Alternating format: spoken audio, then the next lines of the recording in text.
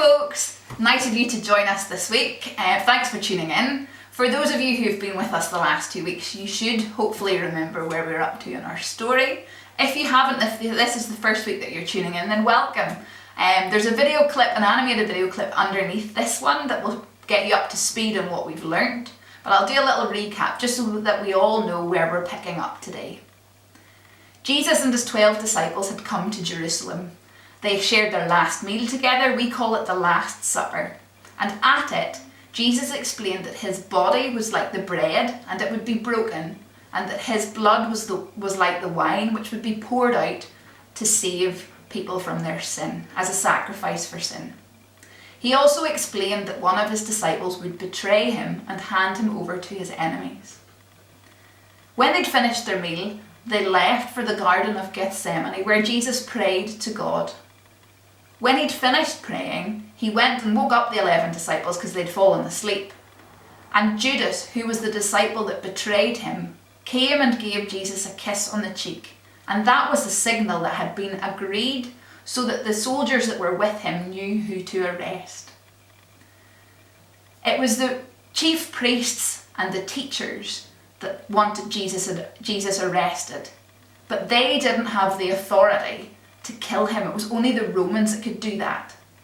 They wanted Jesus killed because they didn't like that Jesus was claiming to be God, the Son of God, the Saviour. But they needed the Romans to kill him, and they knew that that wasn't what was going to get him killed by the Romans. So they took Jesus to Pilate, the governor, and said, "This man is claiming to be the King of the Jews." That was enough to get him killed under the Romans. Pilate gave the crowd a chance. He said, "Who would you like me to release? Would you like me to release Barabbas, who was a really bad criminal, or Jesus?" And the crowd had been riled up by the chief priests and the teachers, and they shouted, "Barabbas!" And when Pilate asked, "Well, what would you like me to do with Jesus, who is the Messiah?" they shouted, "Crucify him." So Pilate handed Jesus over to the Romans to be crucified. And that's where we're picking up our story this week. The Romans flogged Jesus. That means they beat him up really bad. And they also mocked him. They said, "So you're a king, are you? Well, then you're going to need a robe and a crown." So they took his clothes off and put a purple robe on him. Purple was the colour of royalty. And they made a crown for him out of big, spiky, jaggy thorns, and they rammed it on his head. At the top of the cross, they nailed a sign that said, "The King of the Jews." And they took Jesus off to be crucified. Jesus had to carry his own cross, and his cross was made of big, heavy beams of wood. Remember that Jesus had just been really badly beaten up. He would have been very weak and very sore, and he wasn't able to carry his own cross. So they got a man from the crowd called Simon of Cyrene to carry the cross for Jesus. When they got to the place called Golgotha, that was a hill outside the walls of the city of Jerusalem. That was where they crucified Jesus along with 2 criminals, one on Jesus' right and one on Jesus' left. The crowd mocked Jesus. "He saved others, but he can't even save himself." And one of the criminals mocked him too and said, "Aren't you the Messiah, the rescuer? Save yourself and us." But the other criminal turned to that one that said that and said, "Don't you fear God? We are being punished for what we've done, but this man has done nothing wrong." And then he turned to Jesus and said, "Remember me today when you come into your kingdom." You see, the second criminal had realised that Jesus is the Son of God, who had come to save. The people who had mocked and said that he couldn't save himself were all wrong. Jesus could have rescued himself. He could have commanded an army of angels to come down and take him off the cross. He could have just climbed down, or he simply could have spoken and put an end to it all. Just like he spoke and calmed the storm, or spoke and healed people in the miracles that he had performed up to this point. But Jesus stayed on the cross. You see, it wasn't the nails that kept him on the cross. It was love. Jesus knew that this was the only way of completing God's rescue mission. Now, even though it was midday, a dreadful darkness covered the world, and it lasted until 3 o'clock. That would be like it being really dark from lunchtime at school until home time from school. The sun couldn't shine. The earth trembled and quaked. Mountains shook, rocks split in two. It was like creation was breaking down because its maker was dying.